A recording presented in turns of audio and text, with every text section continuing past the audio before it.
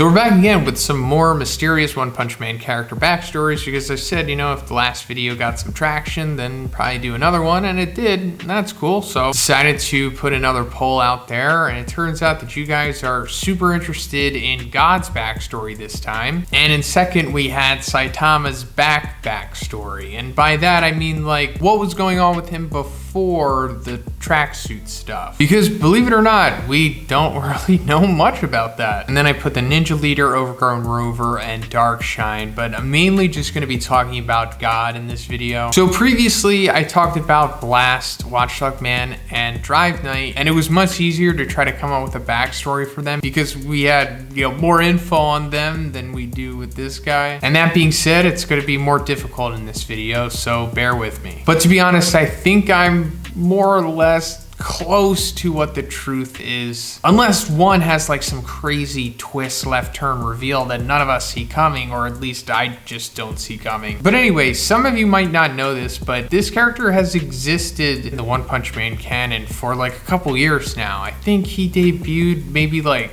2013, 2014, like mid 2010s in the webcomic. But in the manga, we got a whole bunch more information on this guy. And I say a whole bunch like it's like, you know, pages, when, you know, we only really have like little bits. But we have a bunch of little bits, and I'm gonna go over them in this video and try to come up with what could be going on with him. So the main bit that we have is his mural and altar that's underneath the Monster Association that has Orochi depicted on it. And it also says, "Crossing the vast expanse of time, our God shall resurrect on this earth. When on this altar, a worthy sacrifice is offered." So that's like the main thing about him. And also, in my opinion, I think this is what Shibawa's prophecy is. But judging from this, it seems like the being known as God is some kind of cosmic deity or cosmic Dark Lord, you know, something like that. And the whole crossing the vast expanse of time and resurrect on this earth makes me think that he might not even be like in our reality or our universe or whatever. Because also when we see him, after Saitama, Flash, and Monako touch like the cube, he appears to be like confined or something. I don't know, he's like in a fetal position in some kind of like spatial environment. So that might be why he needs to cross the vast expanse of time and resurrect.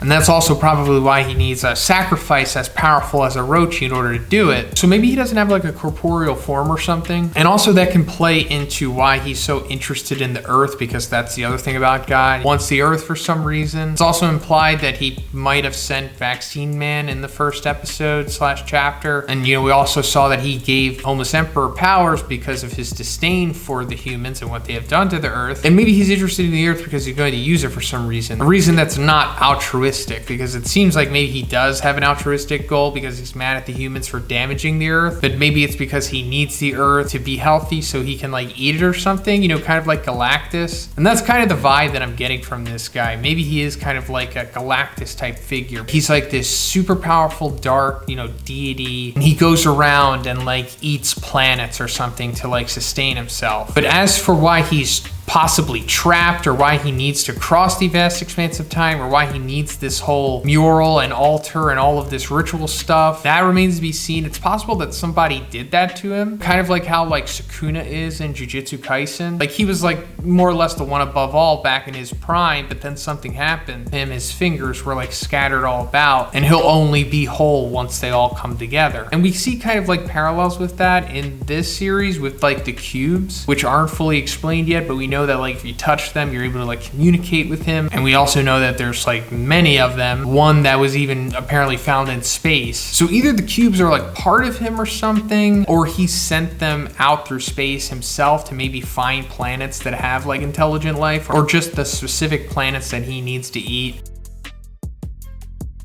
Then also sometimes he doesn't even need the cubes to communicate with people. Like with Homeless Emperor, we just saw he just found him. And then also like what's going on with Blast? Like what is Blast's connection to the cubes? Because we know that he's hunting the cubes down. God apparently knows Blast by name, so they have some kind of history. And you would think maybe like, oh, is Blast the one that sent God out of this dimension or whatever? But then it's like, no, because this mural is like ancient, and Blast is only implied to be like in his 50s maybe. And then there's the whole other thing about how monsterization might be tied to God somehow. And another thing about why monsters have been so rampant rampant like recently, that has something to do with God and Saitama possibly. There's still so much that needs to be unraveled yet. But yeah, that's my best guess with God. He's just some kind of like dark cosmic deity, you know, Galactus type being. Something you see on like the Marvel cosmic scale, but you know, we have it in the One Punch Man universe, and maybe he feeds on planets or something. And at one point, maybe he tangled with the wrong person. He wound up getting trapped somewhere or in like in a different dimension or something, but he still is so powerful that he can like connect with their universe. So, you know, sometimes he communicates with Psychos or Homo Semper, Boros' alien seer, and also he's somehow able to send those cubes out there to find planets, and he set up this ritual on Earth so that he could be resurrected there and then I guess eat it afterwards maybe. But like I said in the beginning, I think this is maybe close to what the truth is about this character, unless there's like some, you know, crazy twist. Or I'm just wrong altogether, and that's a possibility. But let me know in the comments what you guys think God's backstory is, because we're at this sweet spot right now as to where we're all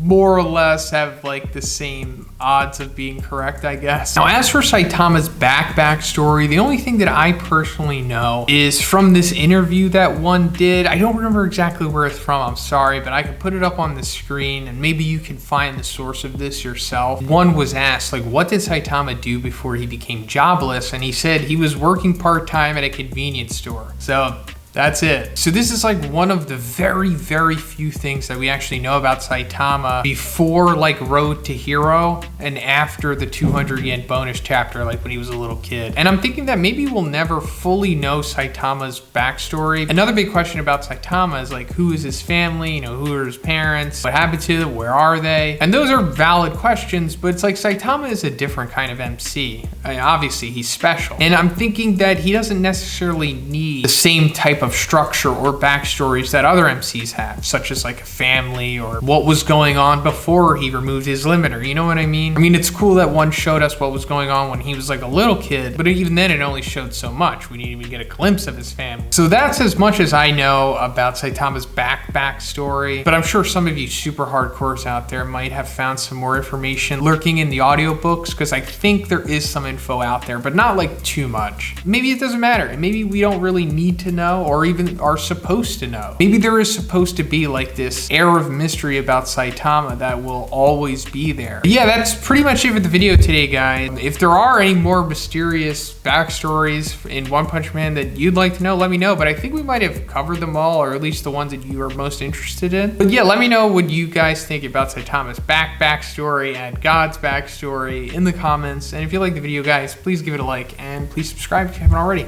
Have a great day. I'll see you in the next one.